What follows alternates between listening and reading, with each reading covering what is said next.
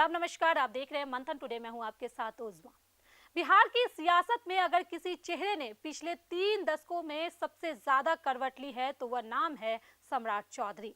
कभी लालू प्रसाद यादव की छाया में राजनीति की बारीकियां सीखने वाले सम्राट फिर नीतीश के भरोसेमंद बने और अब भारतीय जनता पार्टी के सबसे आक्रामक चेहरे के रूप में सत्ता के शिखर तक पहुंच गए हैं। यह सिर्फ एक नेता का उत्थान नहीं है बल्कि बिहार की बदलती राजनीतिक धारा का आईना भी है। राजनीतिक सम्राट को विरासत में मिली थी। उनके पिता शकुनी चौधरी अपने समय के मजबूत कद के नेता रहे, 7 बार विधायक बने और इलाके की राजनीति पर उनकी गहरी पकड़ थी। उसी जमीन पर खड़े होकर सम्राट ने 90 के दशक में अपने कदम रखे, जब बिहार में सामाजिक न्याय और पिछड़े वर्ग की राजनीति अपने चरम पर थी। यह वही दौर था जब सत्ता के समीकरण जाति और जनाधार से तय होते थे और सम्राट ने इन्हीं समीकरणों के बीच खुद को ढालना शुरू किया। साल 1999 में जब बिहार पर लालू की पकड़ मजबूत थी और राबड़ी देवी मुख्यमंत्री थी, तब सम्राट चौधरी ने महज 31 साल की उम्र में मंत्री पद की शपथ लेकर सबको चौंका दिया।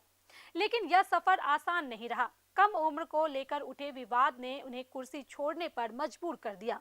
हालांकि इस झटके ने उन्हें तोड़ा नहीं बल्कि राजनीति की गहराई समझने का मौका दिया। लालू के साथ बिताया गया समय उनके लिए एक तरह की राजनीतिक पाठशाला साबित हुआ, जहां उन्होंने सत्ता के असली खेल को करीब से देखा। लेकिन महत्वाकांक्षा का रास्ता अक्सर सीधा नहीं होता। समय बदला, समीकरण बदले और सम्राट ने भी अपना ठिकाना बदल लिया। उन्होंने राष्ट्रीय जनता दल से किनारा किया और नीतीश कुमार के साथ कदम मिलाया।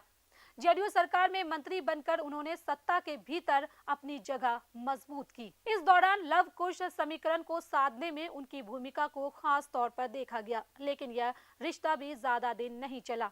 राजनीति में अस्थायी दोस्ती नहीं होती, यह बात सम्राट ने समय रहते समझ ली।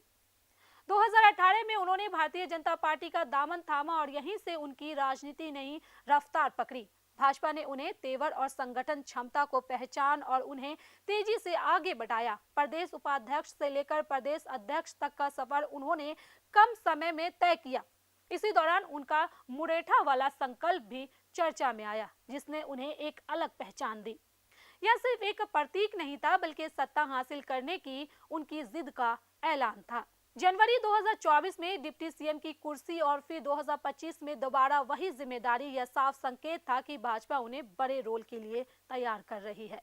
और आखिरकार 15 अप्रैल 2026 को वह दिन आ ही गया जब सम्राट चौधरी बिहार के मुख्यमंत्री बन गए। यह सिर्फ एक शपथ नहीं थी बल्कि बिहार की राजनीति में एक नए अध्याय की शुरुआत थी, जहां पहली बार भाजपा ने पूरी तरह से नेतृत्व अपने हाथ में लिया।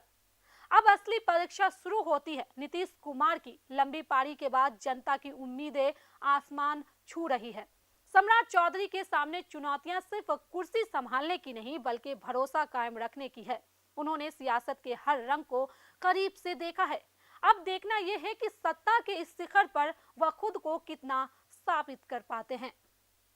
तो चलिए फिलहाल इस खबर में बस इतना ही। बिहार की ऐसी राजनीतिक खबरों के लिए बने रहे मंथन टुडे के साथ साथ ही हमारे चैनल को लाइक करें, सब्सक्राइब करें, फॉलो करें और निष्पक्ष पत्रकारिता देखना तो देखते रहे मंथन टुडे। बहुत बहुत शुक्रिया।